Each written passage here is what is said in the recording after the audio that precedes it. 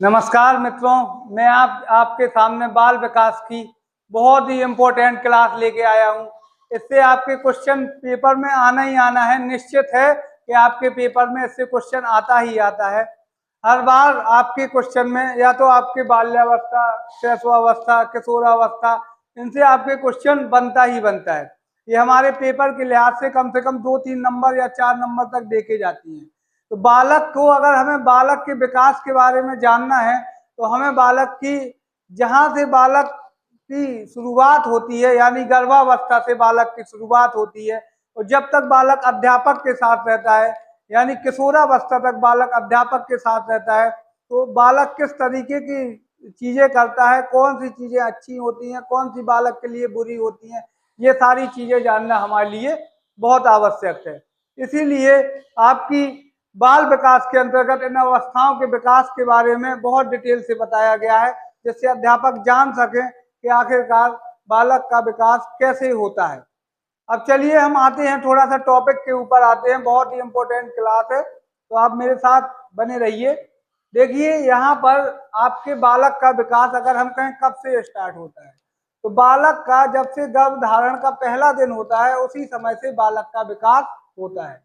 तो हमने बाल विकास के सिद्धांत में चर्चा की थी कि बालक का विकास निरंतर होता है, प्रतिदिन होता है, पल पल होता है, यानी आपका बालक का विकास प्रतिदिन चलता ही रहता है।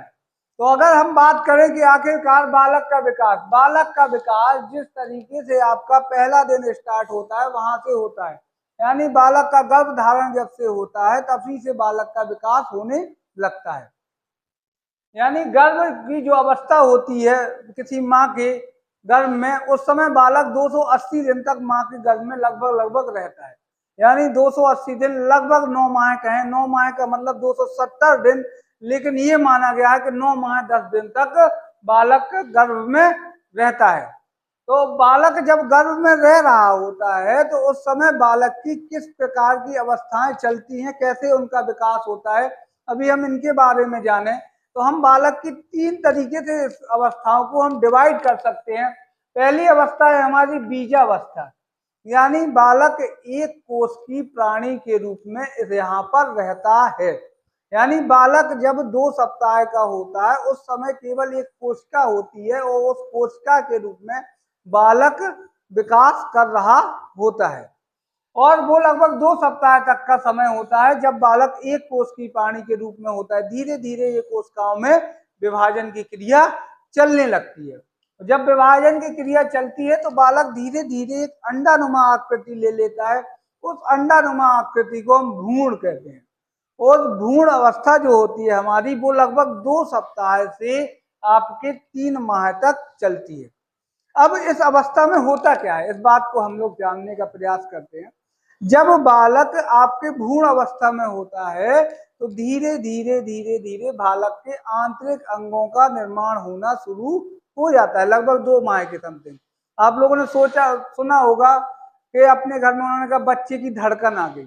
धड़कन आने का मतलब उसके अंदरूनी अंगों का आपके निर्माण होना स्टार्ट हो चुका है। और ये अवस्था लगभग आपकी चलती है 2 सप्ताह से 3 माह के बीच में ये आपकी अवस्था चलती है। अब इस अवस्था में बालक के अंदरूनी अंगों का निर्माण हो गया, लेकिन बाहरी अंग आपके एक अंडानुमा आकृति में, यानी बाहरी अंगों का निर्माण अभी बालक का नहीं हुआ है। लेकिन गर्भस्थ शिशु अवस्था में, गर्भस्थ शिशु यानी बालक अब एक शिशु के रूप में निर्माण होना स्टार्ट हो जाता है। जो बालक के अंदरूनी अंग हैं उन अंदरूनी अंगों का धीरे धीरे विकास होने लगता है और बालक के जो बाहरी अंग हैं उनका धीरे धीरे निर्माण होने लगता है। और इस तरीके से आपके जो बालक है वो एक गर्भस्थ शिशु के रूप में एक आकार लेने लगता है। और ये अवस्था आपकी चलती है लगभग 3 माह से 280 दिन तक चलती है। अब हम बात करें कि अगर शैशवावस्था जो है, शैशवावस्था, तो जब बालक ने जन्म ले लिया उसके बाद बालक की शैशवावस्था यानी शैशव रूप में, शिशु रूप में बालक रहता है। ये अवस्था हमारी आपकी 0 से 6 वर्ष तक रहती है, यानी 6 वर्ष तक का बालक शिशु माना गया है, यानी बालक को छोटे रूप में माना गया है। धीरे धीरे बालक बड़ा होने लगता है आपका, और बड़े होने पर इस अवस्था को कहा जाता है आपके बाल्यावस्था। और जब बालक आपके स्कूल एज में आने को तैयार हो जाता है यानी 6 वर्ष में, तो उस अवस्था को कहा जाता है बाल्यावस्था। बाल्यावस्था में आपके बालक 6 से 12 वर्ष तक रहता है। 12 वर्ष लिखा है हमने, तो यहाँ पे आप देख रहे हैं तुरंत हमने लिख दिया 12 वर्ष। तो ये 12 वर्ष के आखिरी दिन तक इस अवस्था में माना जाता है, और 13वें वर्ष के पहले दिन से इस अवस्था में माना जाता है।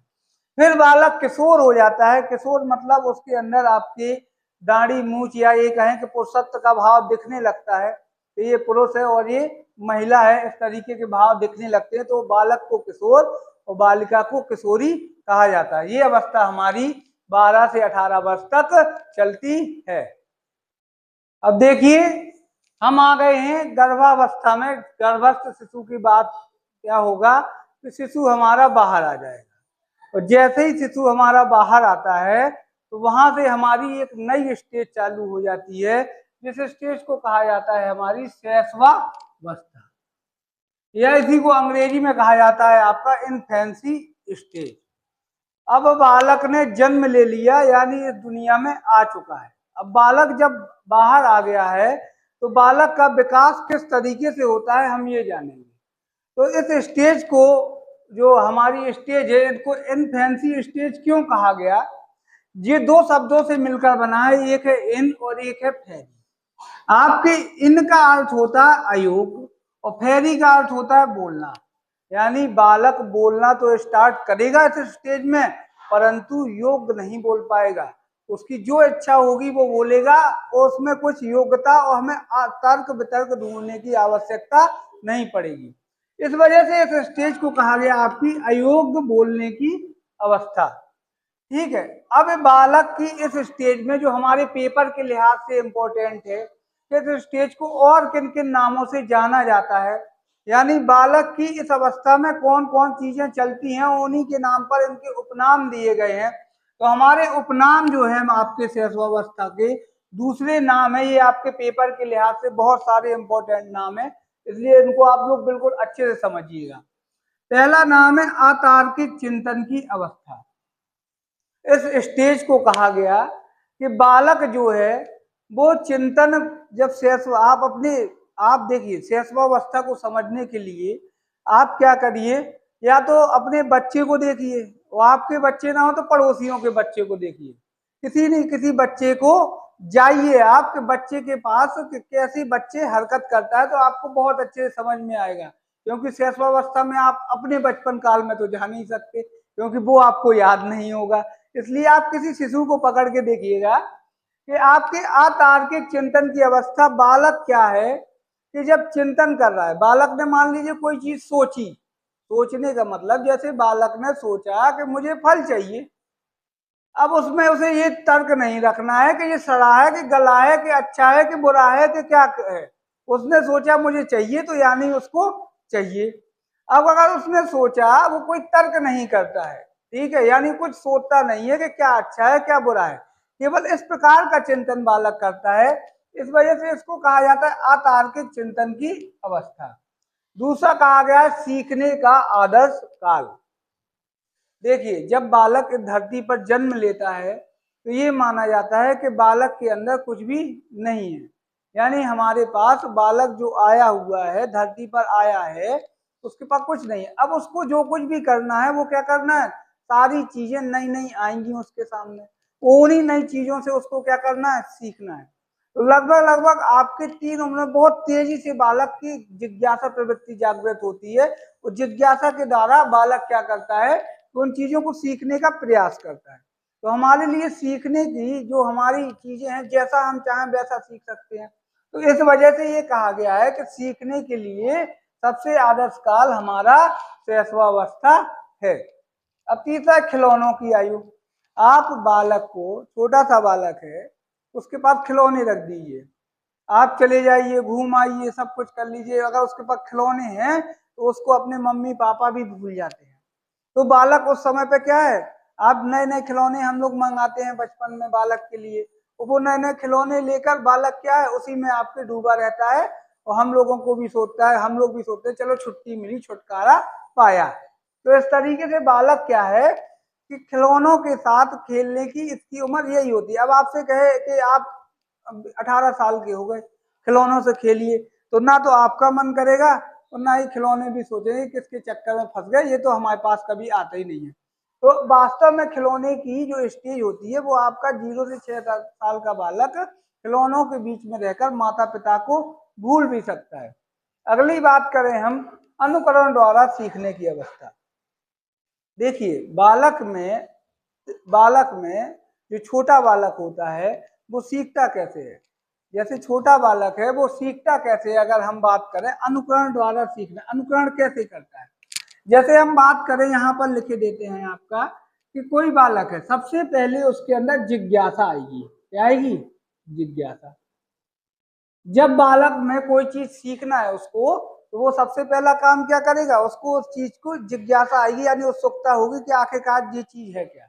आपने देखा होगा छोटे छोटे बच्चे हैं, अगर आप छत पर लेके गए, वहां पर कौआ बैठा है या आपका कौआ बैठा है, तो वहां पर वो क्या कहेंगे, वो बार बार पूछेंगे मम्मी ये क्या है, पापा ये क्या है, दादा ये क्या है। आपने एक बार बता दिया बेटा कौआ है, फिर भी वो दोबारा पूछेगा, तिबारा पूछेगा, चार चार पांच पांच बार पूछेगा, क्योंकि उसमें वो जिज्ञासा है।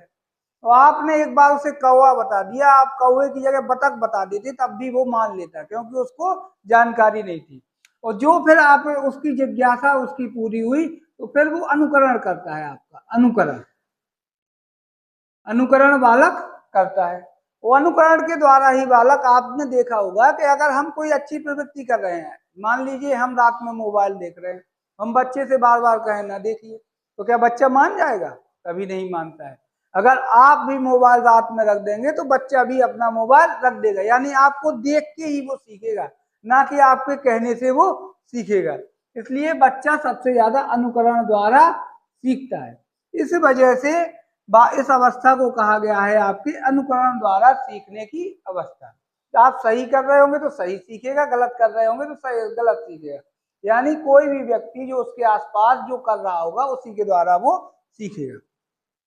अगला है स्व केंद्रित अवस्था, यानी बालक को अपने आप से मतलब है, उसको इससे मतलब नहीं है कि आपको ये अच्छा लगेगा या बुरा। उसको मान लीजिए कोई चीज चाहिए, आप एक फल लेके आए, आपने कहा दो भाई बहन है, आपने कहा कि आधा फल दीदी को दे दो, आधा फल भैया तुम खा लो, तो भैया पूरा फल छुड़ा के ऐसे कस के पकड़ के बैठ जाएगा। वो उसे इससे मतलब नहीं है कि क्या आदर्श है क्या चीज है, उसे केवल अपने आप से मतलब है।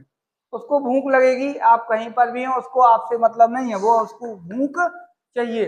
यानी बालक पूरी तरीके से अपने आप पर, अपनी जो आपकी उसकी रहने की वो है, उसी पर वो केंद्रित रहता है कि हमें कैसे आपके स्टेबलाइज इस नई जगह पर होना है। इसलिए वो अपने आप पर केंद्रित रहता है, उसको और दुनिया से कोई मतलब नहीं होता। आपने कई बार देखा होगा कई जगह मृत्यु हो जाती है तो वहां पर सब लोग गमगीन रहते हैं, फिर भी बालक को अगर भूख लगी है वो चिल्लाएगा रोएगा, उसे इससे मतलब नहीं है कि आपके यहाँ पर क्या हो रहा है। यानी बालक पूरी तरीके से स्व केंद्रित रहता है।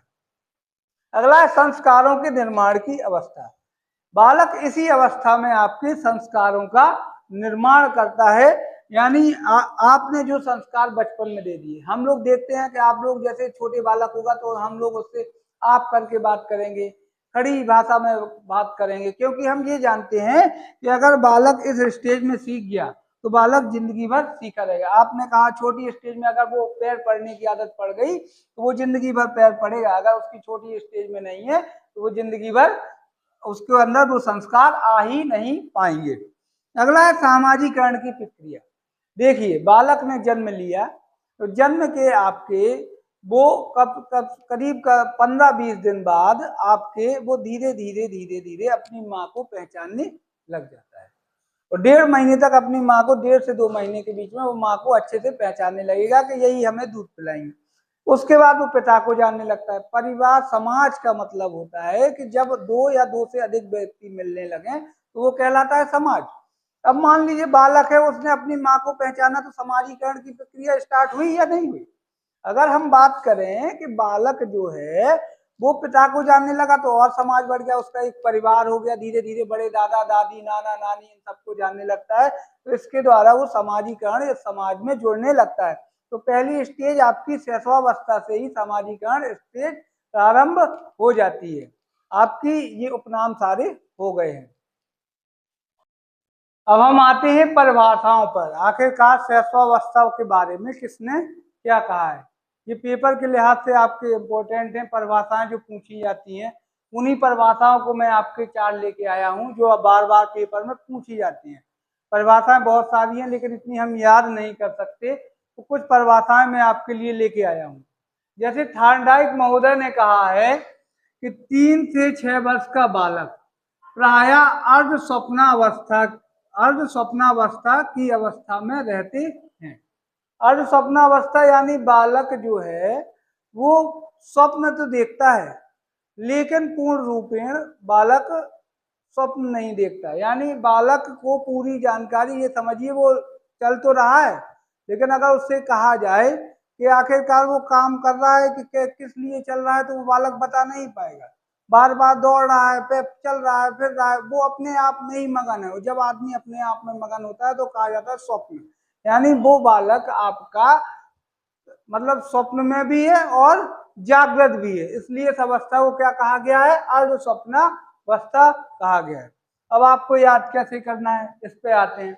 सबसे बड़ी समस्या ये होती है कि हम परिभाषाएं भूल जाते हैं। याद ऐसे करना है कि थॉर्नडाइक से उठाना है डाई।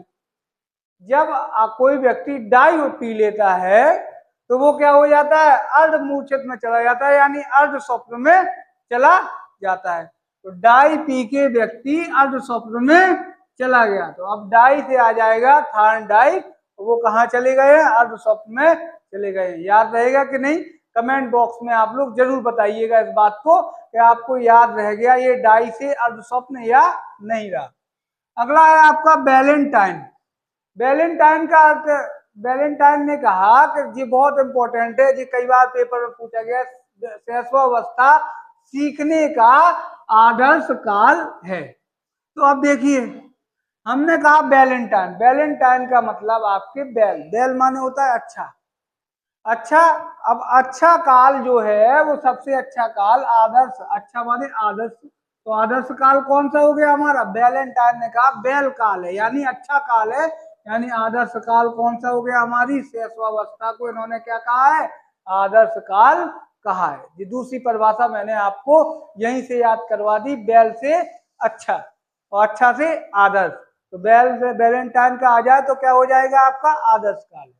फ्रायड ने कहा कि व्यक्ति को जो भी बनना होता है वो 4-5 वर्षों में बनता है, यानी शुरुआत के दिनों में आप लोग देखते हैं बच्चे के अंदर बहुत ज्यादा एनर्जी रहती है, बहुत तेजी से आपका 0 से 3 साल तक बालक का तेजी से विकास होता है, और इतना विकास होता है कि ये कहा जाता है कि मस्तिष्क का तो 90% विकास बालक का शैशवावस्था में ही हो जाता है।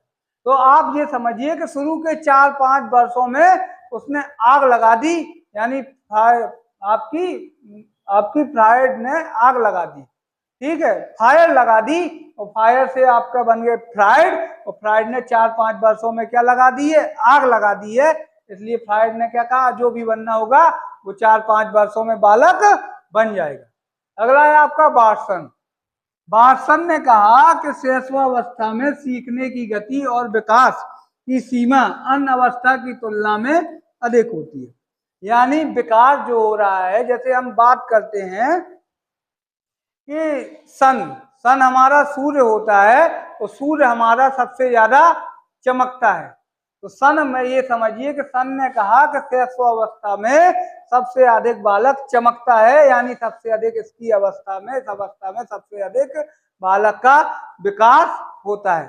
तो आपका सन हमेशा तेज चमकता है, यानी सबसे ज्यादा सभी ग्रहों में सबसे ज्यादा कौन सी चीज चमकती है, तो वो सन चमकता है, यानी शैशवावस्था में आपके बालक का ये माना गया कि अन्य अवस्थाओं की तुलना में तेज विकास होता है। तो मेरे साथ आप बने रहिएगा, और मेरी बात आप एक बात और याद रखिएगा कि इस अवस्था को आत्म प्रेम की अवस्था कहा जाता है, आत्म प्रेम की अवस्था कहा जाता है। इसी को अंग्रेजी में कहते हैं नर्सिसिज्म। ये पेपर में आ चुका है क्वेश्चन, नर्सिसिज्म स्टेज कौन सी है, तो ये क्या है, इस अवस्था में बालक आत्म प्रेम में रहता है। इस बात को और आप लोग याद रखिएगा। धन्यवाद। और कमेंट जरूर करके जरूर बताइएगा कि आपको ये परिभाषा याद हुई या नहीं।